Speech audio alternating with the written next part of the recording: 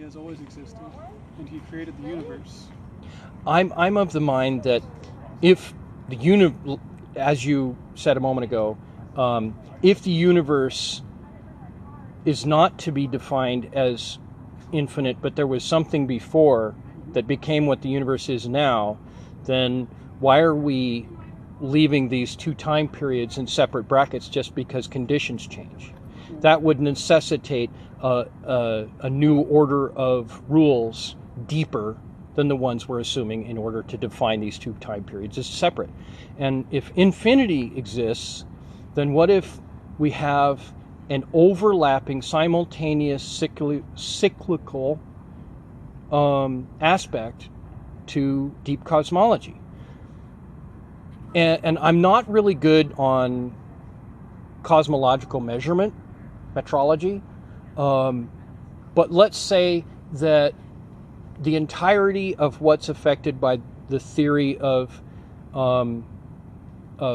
Big Bang cosmology is one Big Bang unit. Just call it a unit, right? The radius of how far away physically the visible universe is, well, not the visible, no, but the calculated diameter of how big is that explosion, right? okay, And what if we theorized that well outside of that diameter, you have on a different cycle, same kind of time scale, same kind of physics underlying everything, there's another explosion at a different point in its cycle than we're at now? how would you know something like that? That's a really good question, and I am not up to that. But just because we can't conceive of how to demonstrate it doesn't mean that it's not true. It also doesn't mean that it is true. It's one of those really unverifiable things that Einstein was a big fan of, because he was all about the thought experiment. When you reach a point where you physically can't do the experiment, you think about it. You do a thought experiment. And he got some fairly good productivity out of that, because now that we can go into space, we can do some of the experiments and have done some of the experiments he was discussing that we didn't have the ability to do at the time. So one of the problems with the idea of the universe that had no beginning, one that is eternally existent, is at least a certain philosophical problems. Whereas, like, Not to be denied. yeah, if something has an infinite number of chances to accomplish something, then what is probable becomes certain. What is improbable becomes probable. Unless you consider the idea that some aspects of cosmology are infinite, such as volume and iteration. But other aspects may not be infinite, such as what falls within the physical laws, which, though you're sitting here on Earth and the air pressure is such and such, right? Basically a little above sea level. But if you go out past Charon, the air pressure is significantly and agreeably not the same, and yet the rules underlying all of that are the same. Okay. But those rules, even they have limits in our understanding. At what point would the rules governing nature break down? The rules governing nature as we understand them may break down, but that would simply prove that we don't fully understand the underlying nature of cosmology. I'm sorry. The question I asked was, at what point? At what point? Yes. Is there a definitive point at which you can know, without doubt, that the laws of nature have broken?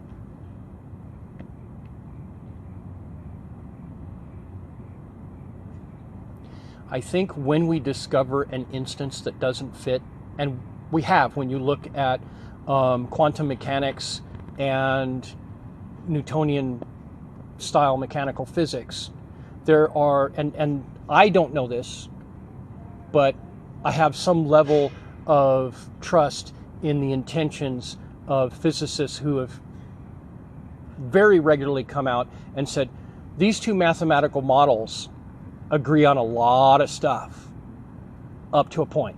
And then it gets confusing and we're not sure why they don't agree. I wouldn't necessarily question their intentions. Maybe I don't either. Maybe question some of their successes. Of course, right? And I'm of the same mind, with exceptions. There's such a thing as scientific fraud. For instance, what was it? There was a famous case in France. DuPont got sued for scientific fraud for Roundup because they misrepresented some of the science, and they got busted in France, which is a favorite of mine because I don't really like Roundup. And it's easy to believe what you want to be true, and so sometimes it's an innocent mistake because people are actually looking for a certain answer, and so therefore the evidence seems to fit what they're looking for. That's one of the biases that is partially answered by the competition for truth in scientific papers, where one person, diversity of opinions. Yeah, if one person publishes a paper that looks really convincing, even to scientific minds, and later somebody truly keys into something quite brilliant, really new, novel, and they try a version of that experiment that proves that there's another variable involved that is not foreseen before, and disproves the theory, if not the experiment, of the previous person, then what you have is a condition where the previous person was sincere and was up to date and got a somewhat wrong theory. And so the intention towards truth is preserved in that case, and the achievement of another step towards truth is achieved in the second case. And respect between the two and dignity between the two is also lends itself towards the public trusting the nature of these publications. What kind of truth do they seek? It's a good question. You have to ask a lot of people. They probably all give you different answers. A lot of them would probably give you very similar answers.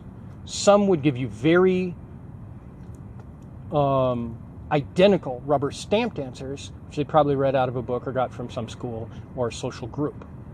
Others would give you a somewhat sincere, well thought out, and unique answer.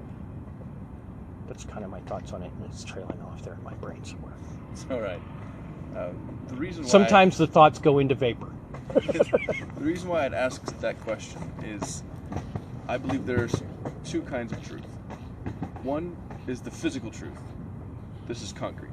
Drop a rock, it falls. Right. Drop a rock, it falls.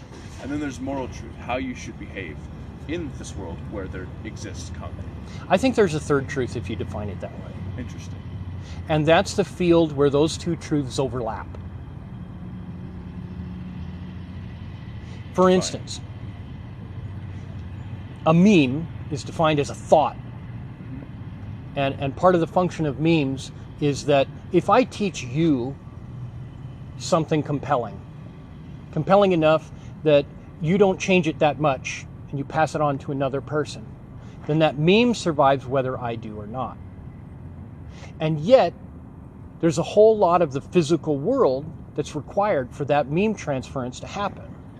One, the neuronal function in my brain, my hearing, my eyesight, my sense of smell, whatever is involved in that meme, for me to conceive of it within myself, and then the speech capacity, the vibration in air, the inner drum or electronics that replaces a missing eardrum in your head that transmits it into your neurons, and then you change that and choose by whatever the gooey mess in your head decides that you want to pass that on. You pass that on to another person, that meme survives.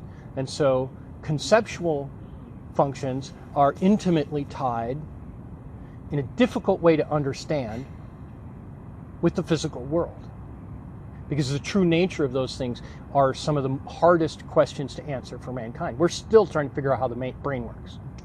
You figure out the relationship between men and women. Not to just, focus on one or the other. We're both confusing to each other. So yeah, moral law, moral truth, and physical truth overlap in fact they're two halves of the same? Well, the basis for any moral stance or moral judgments or values